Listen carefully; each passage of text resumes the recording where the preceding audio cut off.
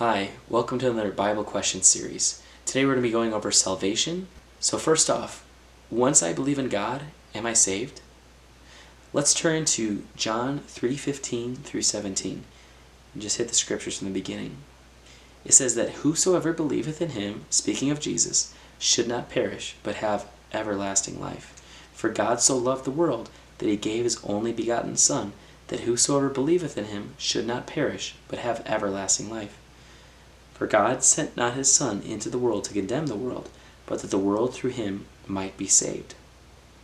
So here we see, if we believe in God, we will be saved. But we need to find, what does it mean to believe?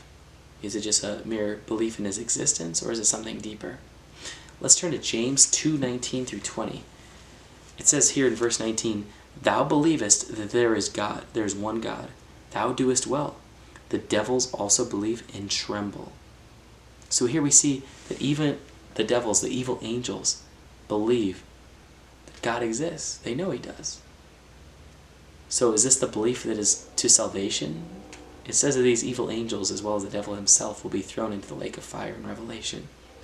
So clearly this belief that it's talking about in John is a lot deeper than just a mere belief in his existence.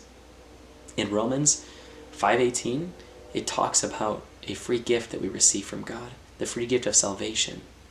It is faith that grabs hold, or belief like it speaks about in John, that grabs hold of this salvation, this free gift.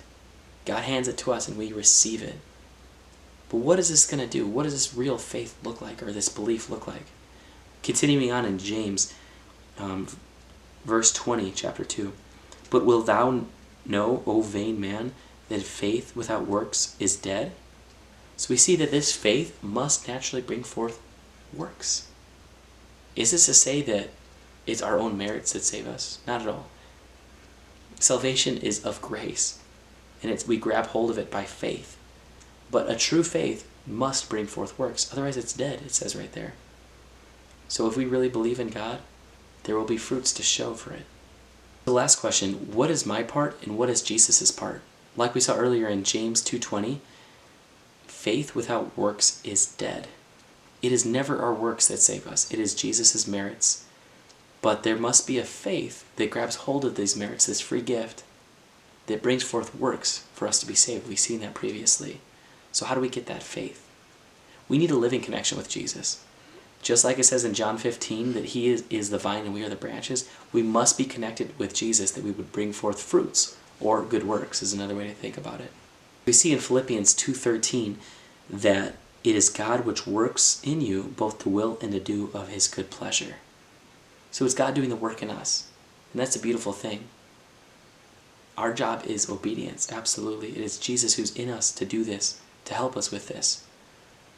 It says in Acts 17:30 that God winks at our times of ignorance. So we must be obedient up to the light that we've been given. That which we know is right, we must do.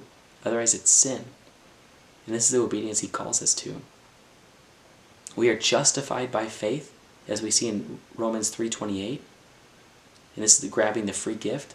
But it says that we are judged based on our works. And this is in Matthew 16:27. The end goal of all this is found in Colossians 1:27. It says, "Christ in you, the hope of glory." Jesus wants to live in your heart.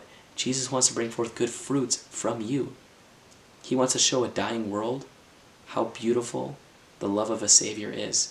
And this is what I want in all of us, that he would bring forth good fruits in us. Hope this video has been helpful for you. Thanks.